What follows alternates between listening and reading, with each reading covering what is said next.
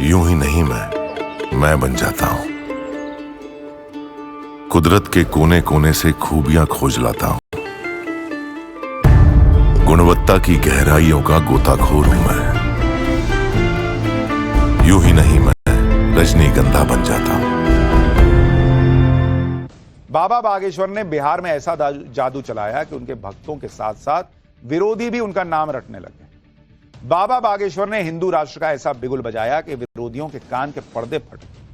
हिंदू एकता का ऐसा माहौल सेट कर दिया कि विपक्षी दलों की हालत खराब होती चली गई। और अब बिहार से निकलते निकलते बागेश्वर बाबा ने एक ऐसी बात बोल दी जिसे सुनकर लालू एंड टीम ने बाबा बागेश्वर को जेल भेजने की डिमांड कर दी कि इनको जेल भेजो।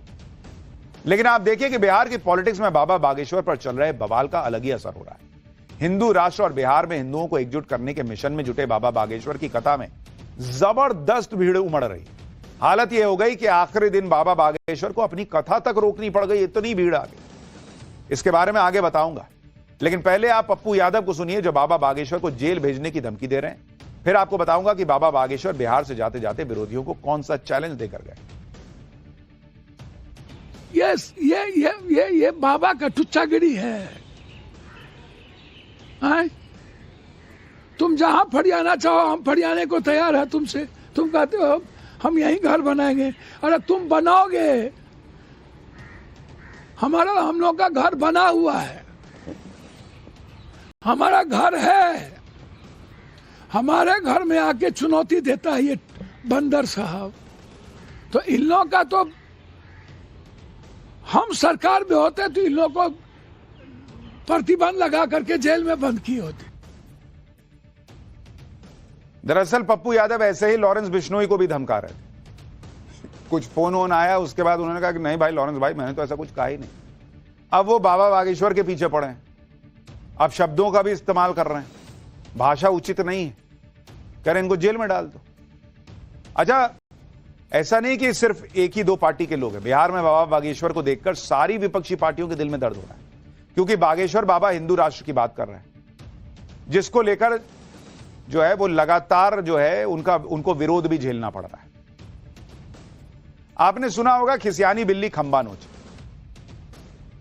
इसको लेकर भी मतलब वही स्थिति दिख रही है बाबा बागेश्वर के साथ जो हो रहा है कि भाई जो हो रहा है वो सिर्फ इसलिए हो रहा है क्योंकि उनके वो जो कह रहे हैं वो कई लोगों को पसंद नहीं आता, क्योंकि वो हिंदू एकता की बात करते हैं।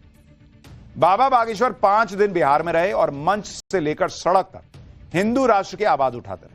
लेकिन बिहार से जाते जाते बाबा बागेश्वर ने ऐसा बड़ा धमाका कर दिया जिससे लालू एंड कंपनी के होश उड़े हुए। बाबा बागेश्वर जाते जाते कहकर गए कि वो बार बार बिहार आएंगे, जिसमें दम है रोक कर दिखा दे।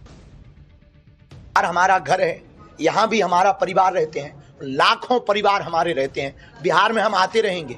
रही बात बयानबाजी की, जो बयानबाजी करेगा वो जैसे मानेगा हम उसे वैसे मनाएंगे।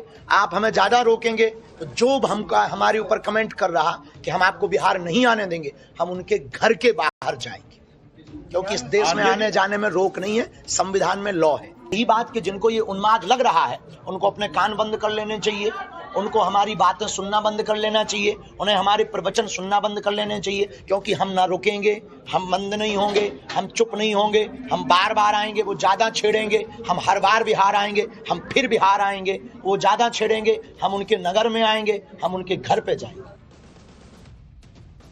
बाबा बागेश्वर से इसीलिए कई लोग चिढ़ जाते हैं, क्योंकि वो खुल के बोलते हैं, डरते किसी से है नहीं, कह रहे मैं तो बार बार आऊंगा।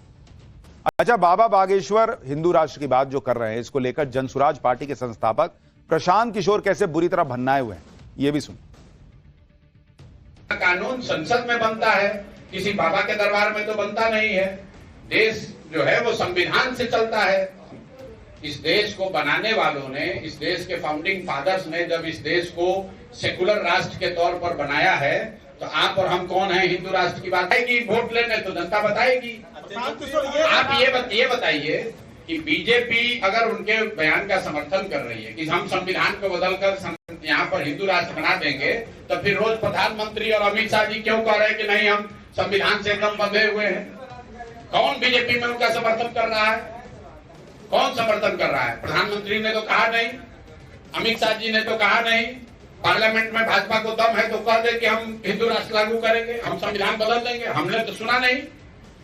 अब कौन कहां क्या कह रहा है, कोई कर्नाटक में कह दिया, कोई अयोध्या में कह दिया, कोई बाबा के दरबार में कह दिया, उससे क्या लेना देना है भाई? वो तो कोई कहीं बैठे, उससे कोई नहीं लेना देना है तो कहने दीजिए, आपको दिक्कत क्या है फिर उससे? बाबा बागेश्वर ने बिहार के लोगों से ऐसी बात भी कह दी जो बिहार के लोगों के दिमाग में अब भी गूंज रही है। सुनिए एक बार। व्यवस्था है, हमारे हिंदुओं भाइयों की व्यवस्था कहां है? तो जो भी हमारी बात को सुनते हैं या बिहार आने से जिनको कष्ट है, हम पहली बात तो ये कहेंगे कि आप बहुत रोटी खाया करो, पेट फुल भरो। दूसरी बात, हमारा आपसे विवाद क्या है जो आप हमें रोकते हो, आप हमें गाली देते हो? हम करते क्या है? क्या हम किसी पार्टी के लिए आते हैं या हम वोट मांगते हैं? हम तो हिंदुओं को एकजुट करने आते हैं।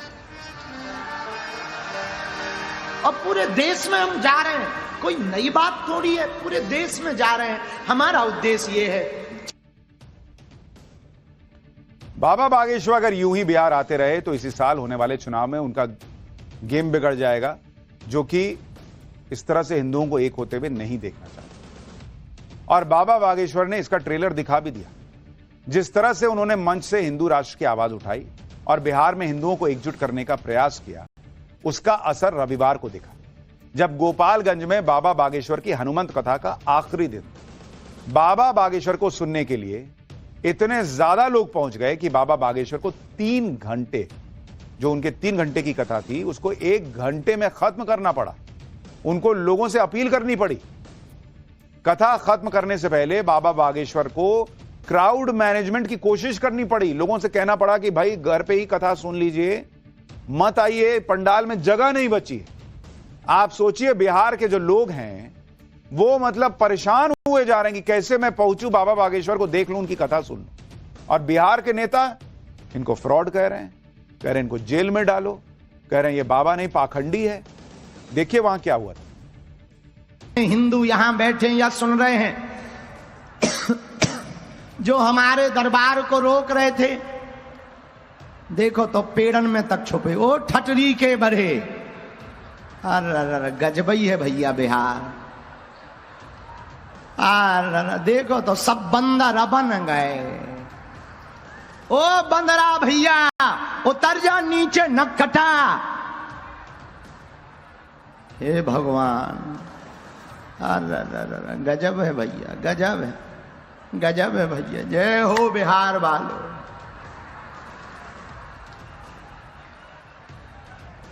तुमसे तो हम हार गए,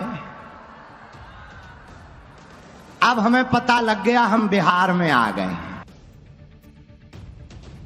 यह है बाबा बागेश्वर को सुनने का क्रेज कि पंडाल तो पूरा भरा हुआ है ही, पेड़ पे चढ़ चढ़ के लोग जो है वो थोड़ा सा सुनने देख लें, वो उनको देखना चाहते है। हमारे हिंदुओं भाइयों की व्यवस्था कहां है? तो जो भी हमारी बात को सुनते हैं या बिहार आने से जिनको कष्ट है, हम पहली बात तो ये कहेंगे कि आप बहुत रोटी खाया करो, पेट फुल भरो। दूसरी बात, हमारा आपसे विवाद क्या है जो आप हमें रोकते हो, आप हमें गाली देते हो? हम करते क्या है? क्या हम किसी पार्टी के लिए आते हैं या हम वोट मांगते हैं? हम तो हिंदुओं को एकजुट करने आते हैं। और पूरे देश में हम जा रहे हैं, कोई नई बात थोड़ी है, पूरे देश में जा रहे हैं। हमारा उद्देश्य ये है